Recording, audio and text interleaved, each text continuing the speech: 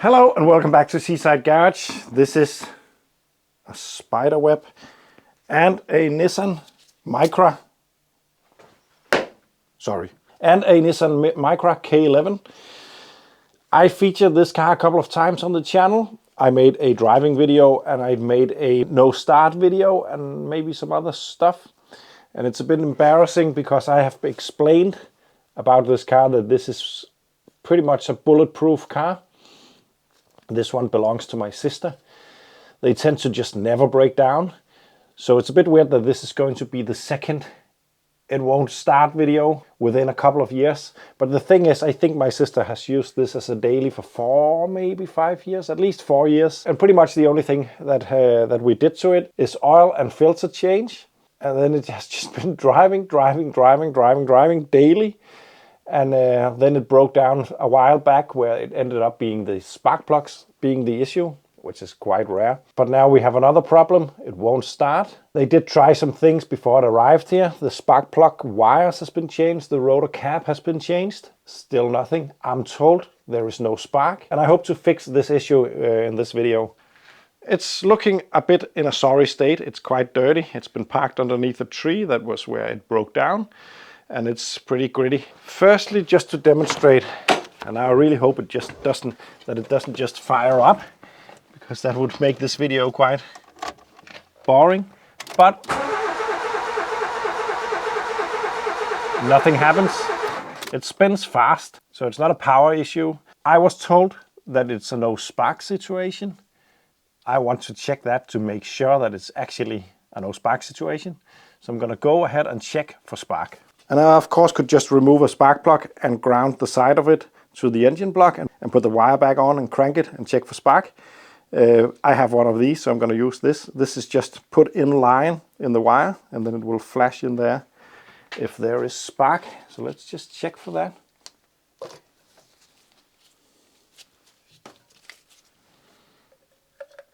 Like this, and then let's check.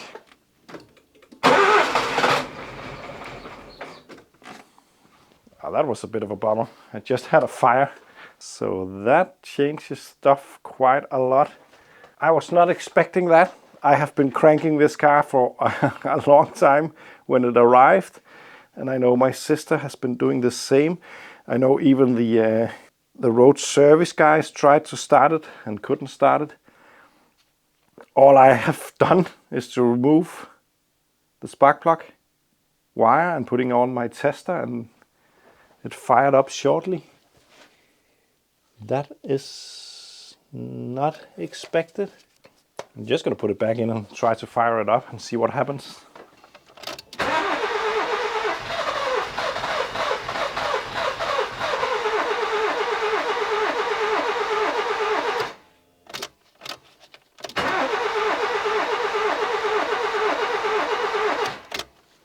Okay, we're back to no start.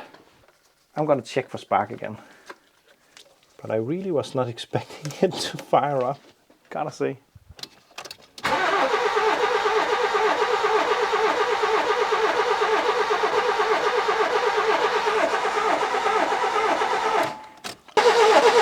Nope, I don't see any spark.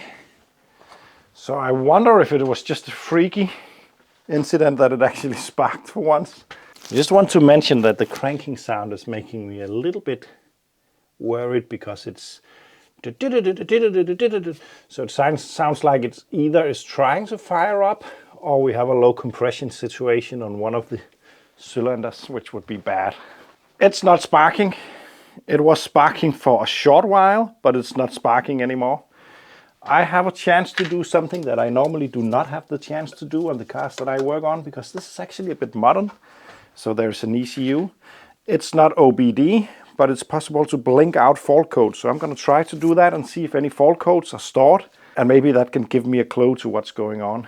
In here, right underneath here, we have a diagnostic connector down there. And this is not stuff that I just know. I have been Googling. Googling is the best tool I have in the toolbox. But on this model, I can put it into ignition, short out the top ones up here, there and there, for a couple of seconds, and be aware that on the on the earlier model, it's actually down there. On this one, it's up there. When I do that, the error code should be blinking on the engine management light should start blink and tell me if there is any fault codes.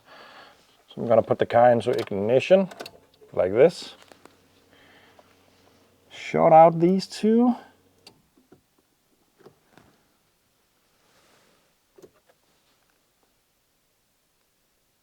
And then it starts to blink.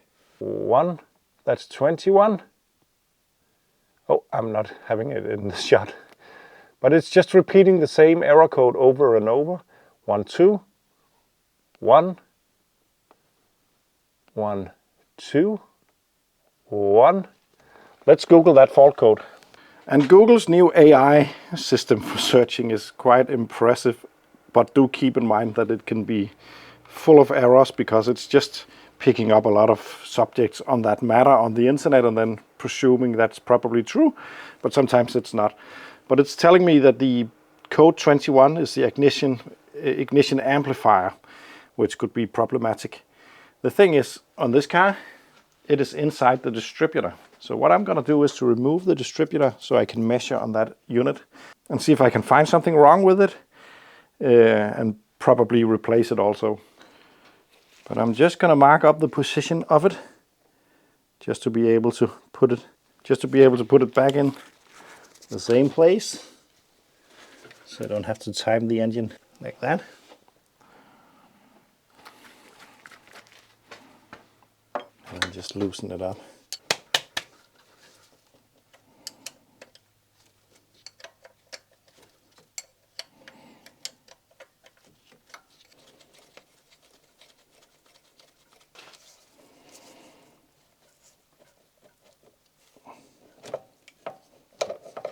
There we go, it's off. And now a professional would have put the engine on top dead center before removing this, because that would make it easier to install in case this one spins. I have just marked the position up and then I'm going to put it back in the same position before installing it. But there is a chance that I mess it up and get the timing completely wrong. There's no real big risk about that because it won't hit the valves or anything, it's just the spark.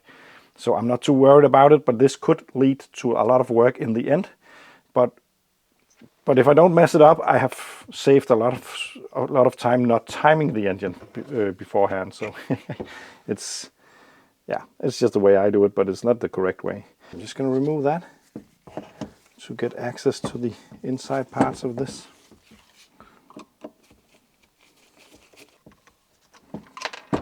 Like this. That's off. Then I'm going to remove this.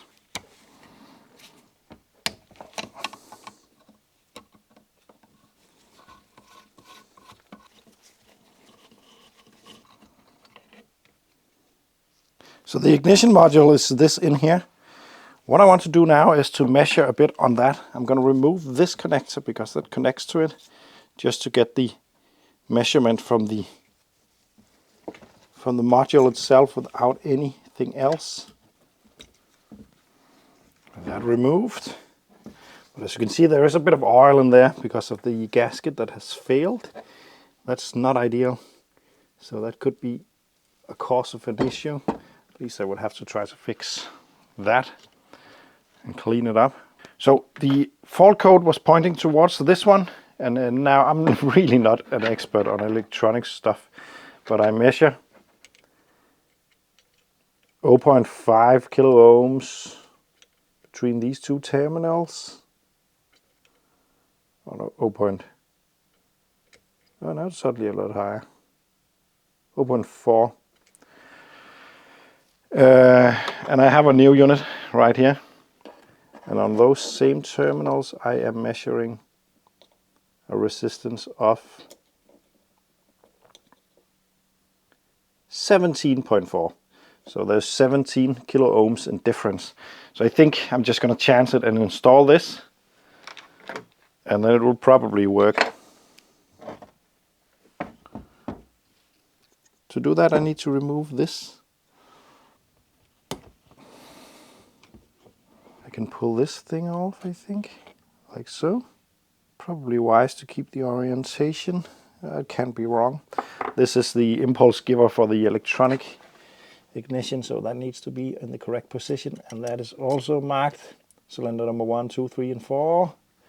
Then I need to remove these and this, I think, to get the rest of it out.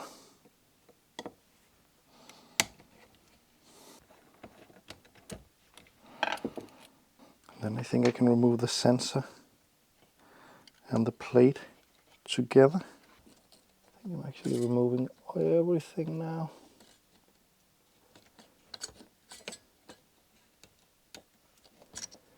In one go.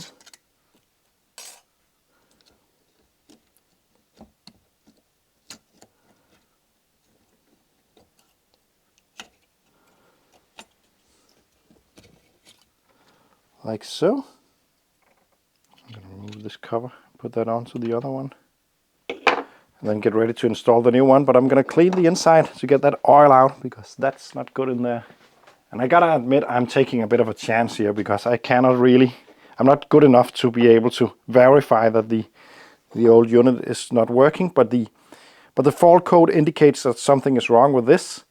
The measurement is different to a new one. Of course, you need to buy a new one to test that otherwise, but you could probably also find the correct tolerances somewhere. I haven't had luck to do that, but I think it would be possible. But I'm taking a chance to change this, because I have a feeling that it's the problem. I'm gonna take the new unit, install this cap thingy.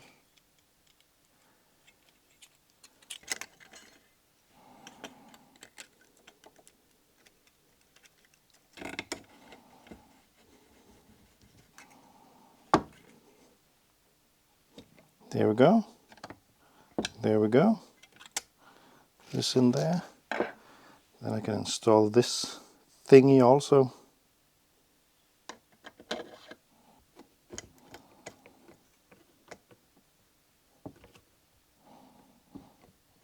Like this. Install the wire back in. Make sure that it doesn't get caught in anything.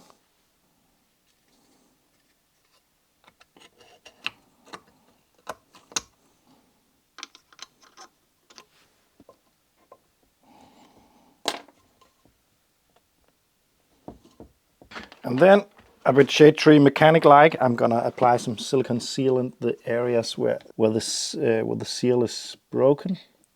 Not too much, because I don't want it to go in there, but I don't want moisture and oil to get into it either. So that's how I'm gonna do it. It's not gonna be pretty, but it's gonna work.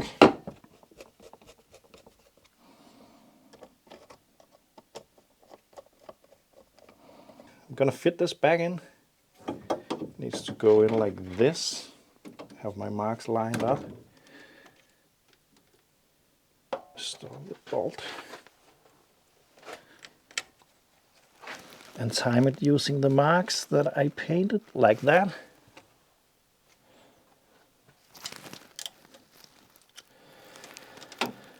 And tighten it up.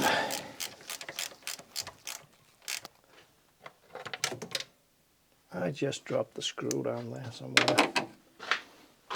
Magnetic tool, very, very nice to have. In these cases where I have to fish up something down there. Whoop.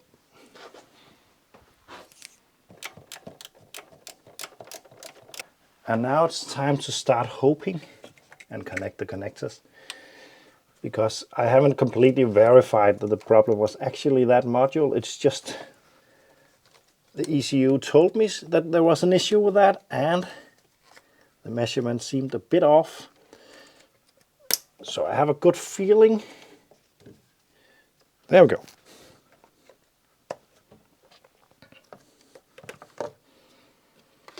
And there we go. Let's give it a go.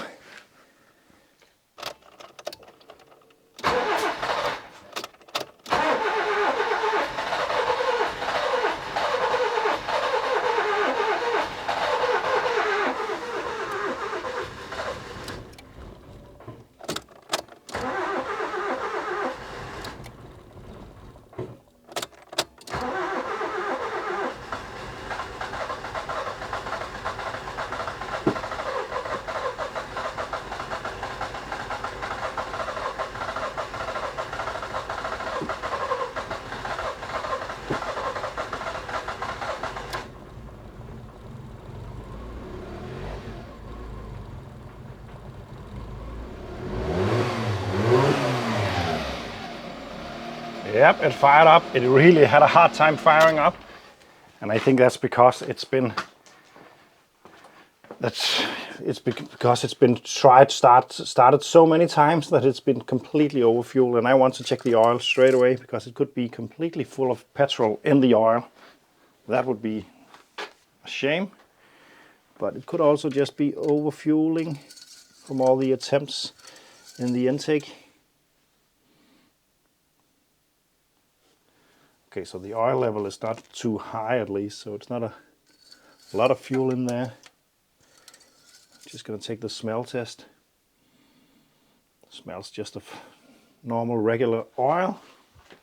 So I think it was just overfueled completely in the intake from the previous start attempt. I'm gonna start it up again and see if it's better.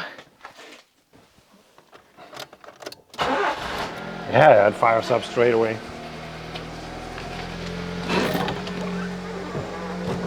So yeah, the intake was just full of fuel. It could be fun to test if that error code is gone. So I'm gonna do that. So I got the exact same error code, but I wonder if it's stored in the ECU. So I'm gonna disconnect the battery for a couple of minutes because I'm not sure how to reset the error codes. But disconnecting the battery could take care of it without being sure. So I'm gonna leave this off for 5 minutes or something like that. Reconnect and then retest. So 15 minutes later, I'm gonna reinstall this. Yes, I know you're supposed to fit one connector before the other one, and I cannot remember which one, and frankly I don't care. There we go. Ignition on. Short it for 2 seconds. 1, 2. So yeah, it just switches off and then on when I reset it, so no blinking. So I presume the error code is no longer there. I call this fixed. Thank you for watching and see you in the next one.